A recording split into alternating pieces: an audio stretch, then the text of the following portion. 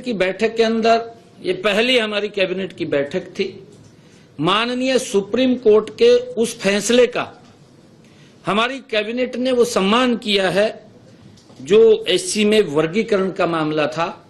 वो तुरंत उस माननीय सुप्रीम कोर्ट के फैसले को सम्मान देते हुए हमने ये फैसला किया है कि जो वर्गीकरण के ऊपर माननीय सुप्रीम कोर्ट ने कहा था, आज से ही लागू करने का फैसला हमने लिया है। नमस्कार दोस्तों, हरियाणा के मुख्यमंत्री नायब सिंह सैनी ने राज्य विधानसभा को सूचित किया कि आरक्षण मुहैया कराने के लिए अनुसूचित जातियों के भीतर उप वर्गीकरण से संबंधित राज्य मंत्रिमंडल के फैसले की अधिसूचना बुधवार से लागू हो गई है।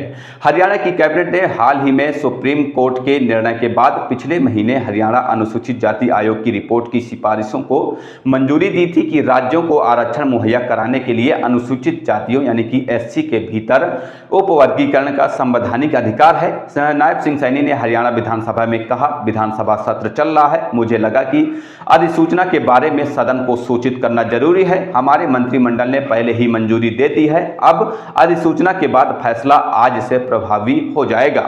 हरियाणा में अब सरकारी नौकरियों में 10% कोटा वंचित अनुसूचित जातियों के लिए होगा, वहीं 10% आरक्षण अन्य अनुसूचित जातियों के लिए होगा। यानी कि अनुसूचित जातियों के लिए टोटल 20% का आरक्षण है, जिसमें से उसमें उप वर्गीकरण किया गया है। यानी कि 20% में से 10% सामान्य रूप से अनुसूचित जातियों को दिया जाएगा और 10% आरक्षण जो अनुसूचित जातियों में भी वंचित हैं उनको 10% का आरक्षण दिया जाएगा।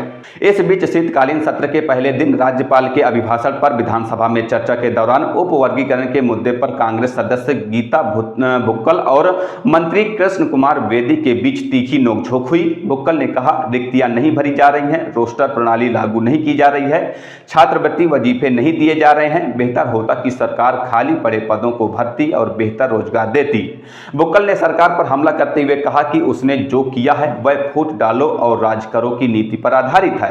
इसके बाद मंत्री बेदी ने भुक्कल से कहा कि हरियाणा में कांग्रेस ने भले ही अपना विधायक दल का नेता नहीं चुना है, यानी कि विपक्ष का नेता नहीं चुना है, लेकिन उन्हें चुनौती है कि वह अपने किसी राष्ट्रीय नेता से यह बयान जारी करवाए कि कांग्रेस उप वर्गीकरण का विरोध करती है। बेदी ने यह कहते ही उनके और भुक्कल के बीच नोकझोंक शुरू हो गई। कांग्रेस नेता भूपेंद्र सिंह हुड्डा ने बीच बचाव करते हुए कहा कि बेदी को जिम्मेदारी से बोलना चाहिए।